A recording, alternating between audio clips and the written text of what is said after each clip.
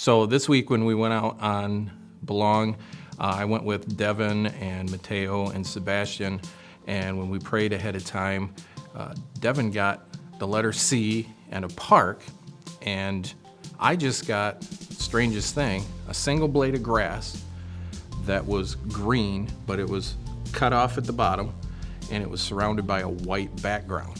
And as we talked, we were like, we have no idea what that means, but we figured the C meant Coloma and the park, so we went to Randall Park in Coloma. And when we got there, nice big playground, there was like 3 kids playing and the mom, but she was on her cell phone, and we were like, and she was Hispanic, and we didn't speak Spanish, so we weren't necessarily communicating really well. She was kind of buried in her cell phone, so we just sat on the picnic tables, and we were like, well, maybe somebody else is gonna come, and we started talking about this blade of grass. And the blade of grass was green, so it wasn't dead, and it was cut off at the bottom, so cut off from the roots. And as we started talking, we were like, well, a single blade of grass, we're probably looking for God to send us a single person who knew the Lord because it was green, so it was alive, but had been cut off for some reason. But we had no idea what the white background meant, just totally clueless.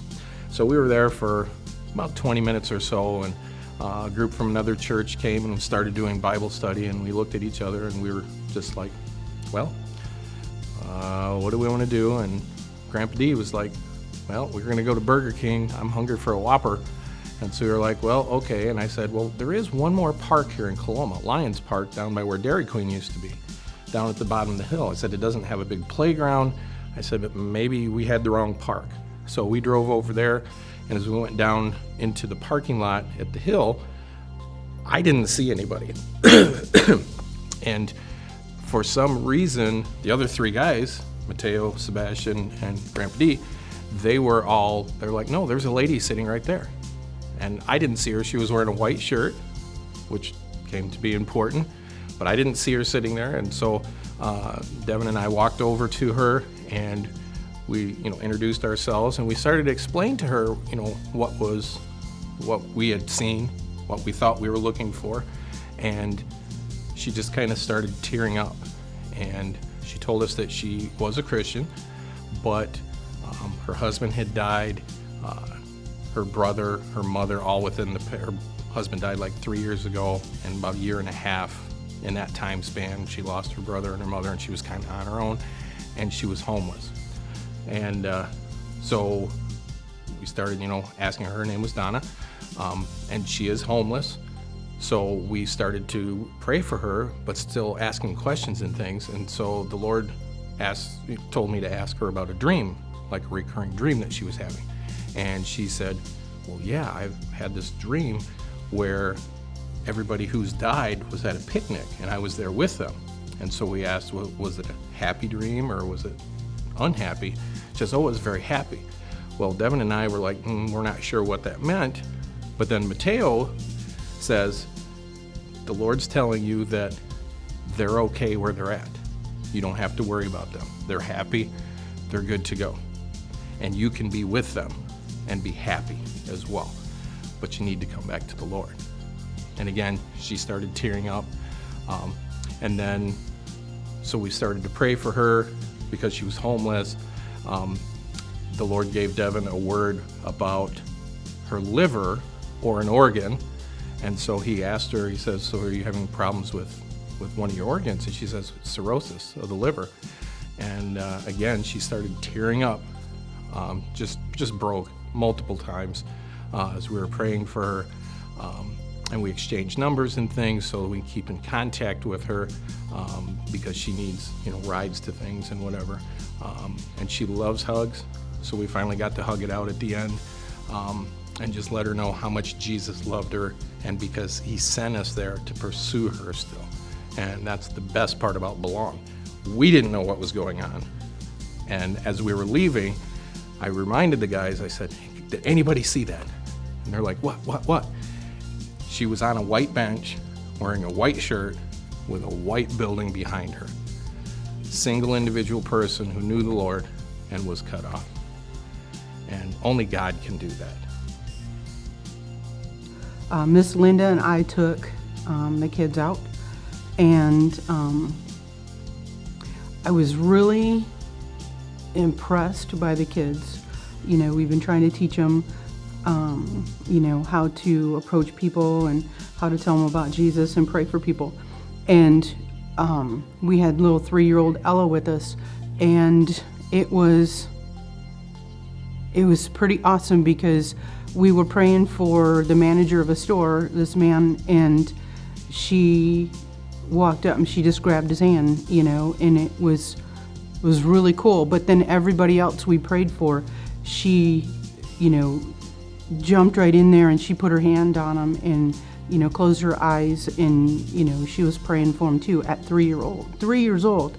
That was pretty awesome. And it really goes to show the importance of, showing the next generation how to do these things, because, we didn't learn, or most of us at a young age, that young anyway, how to do this. So, I can imagine how cool, how powerful they're going to be, how bold, they're going to be when they get older and they, practice this more and more. So, it was very cool seeing, the kids do that, praying for people. But like I said, little 3-year-old Ella just, really touched my heart last night and really encouraged me and, showed me, kind of put me to the test. If she's this bold to just walk up, grab this man's hand, then, I need to have that boldness too. Courtney and I went out. We prayed. We were kind of struggling with where to go, and then I got Pawpaw. And so we're like, all right, we don't know where at in Pawpaw we're going, so let's go and try the park in Pawpaw, because people like to go to the park, so we're destined to find somebody. But we get to the park in Pawpaw, and there's like all these cars parked along the side of the road, but nobody's at the park. They're all right there at the restaurant. And so we wander around Pawpaw a little bit. We find our way to the playground that's in Pawpaw, and there's some kids playing, and Courtney goes, it's a little weird going to a kid's playground without any kids with you. And the only person who wasn't there with kids was on his phone, so we're like, okay, that's probably not it. So we sat and we prayed, wasn't getting anything, and then I thought I had heard Walmart. And I'm like, okay, I'll wait a minute, see if Courtney gets anything, just in case it's me knowing that there's stuff we needed to get from Walmart. So a little bit of time goes by, and I look at her, and I'm like, did you get anything? She's like, I don't think so. I'm like, okay, then we're going to Walmart. And Courtney's face just lights up, because she's like, all right, Lord, if neither of us get anything in 2 minutes, we're just going to go to Walmart. So we get to Walmart. We had to pick up some things. We go to like the plant food aisle and to get plant food for our garden. And then as we're walking to get the next thing, an employee catches my eye as we walk past. And like when we got to the area of the store, I was being prompted left shoulder pain. And it was just like a dull ache, and it like intensified once we got to that area of the store. And so I go up to this lady, this employee, and I'm like, hey, this is gonna sound weird, but have you been having frequent shoulder pain? And I gesture to the left shoulder, and she looks at me and she's like, no. I'm like, oh, okay. Well, is there anything I can pray for you about? Because it's okay to take a risk and get words wrong, but you're still opening that conversation for prayer. And so she's like, actually, you know what? You can pray for my son. He's getting ready to have surgery on his left shoulder for frequent shoulder pain. And that's one of those things like only God, and we got to pray over her for a few generic things and whatnot, and I found lately the Lord's been giving me words as I pray. And so I just start speaking what the Lord's speaking over her in those prayers. And like, you can tell she was a woman full of faith, but had sat on that faith like so many of us have done.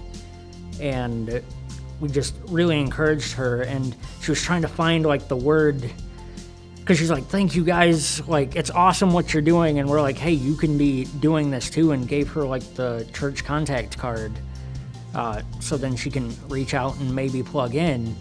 And like, she's like, I've been trying to pray for this, like, and she couldn't find the word, and Courtney's like, well, boldness. And she's like, yes, exactly. And now I'm gonna call my mom and tell her it's like an answer to prayer. And so even though, like, and we got to speak into some things that about her life, and she just left super encouraged. And it's easy for us to get discouraged when we think we're missing it, or like we don't, or if we think we don't know what we're doing at times. But there's always an appointment somewhere.